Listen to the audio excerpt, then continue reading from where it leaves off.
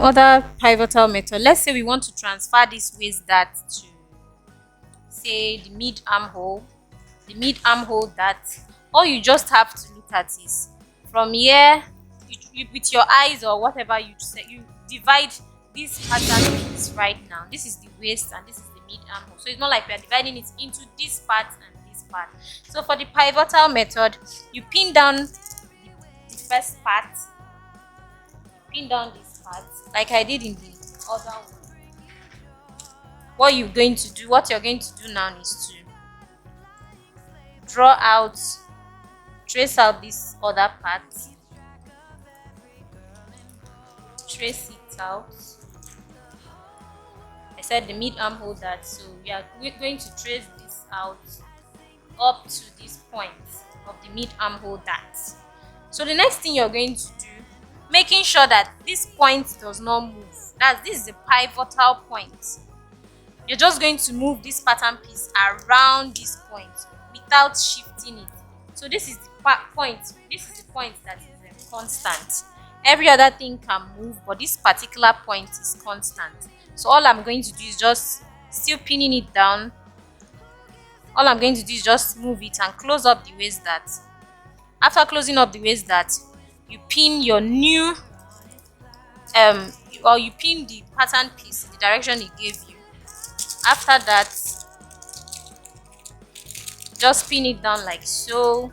The next thing you want to do is now draw out. Remember, we drew out for the first drawing with tracing, we traced out this other part down to here. For this one now, we are going to trace out this part down to where the other one stopped. So this is the second part. Remember, you're not supposed to move the pattern piece at this pivotal point right here.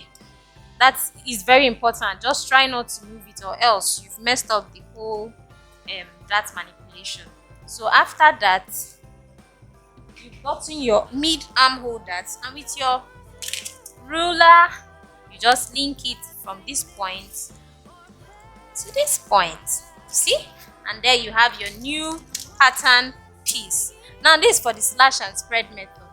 This is for the pivotal method of dart manipulation. I've been able to give you 2 examples. So for the slash and spread method, like I said earlier, is an invasive method, meaning that you have to cut through your pattern piece. So I'd always advise that you have an original pattern that you don't touch, and maybe you can trace the original pattern to another pattern that you can touch for whatever style you're trying to create. So let's say we are want to create a center front bust level dart. All you just do for a slash and spread method is just come to the center front bust level dart like so. Try not to cut through the paper or your pattern. After that, what you want to do is close up. I'm going to try not to cut through. I don't cut through.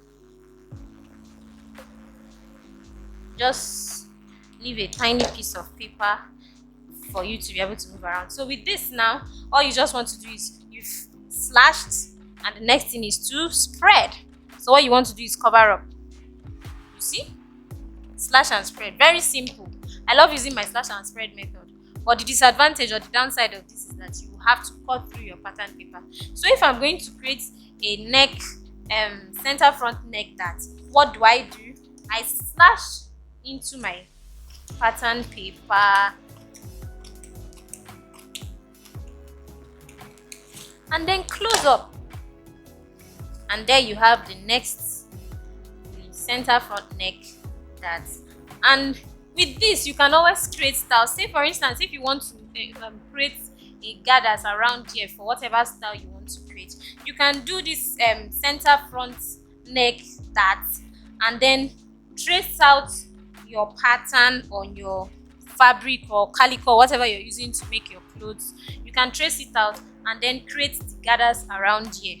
Or if you want to create a pleat or a top, whatever you want to create with this dart, you can actually create it. Or if you just want to form a simple dart at the neck, center front neck part, you can just slash this out and then stitch it back. And instead of having your dart coming from the waistline, you can have your dart coming from any part of this pattern paper.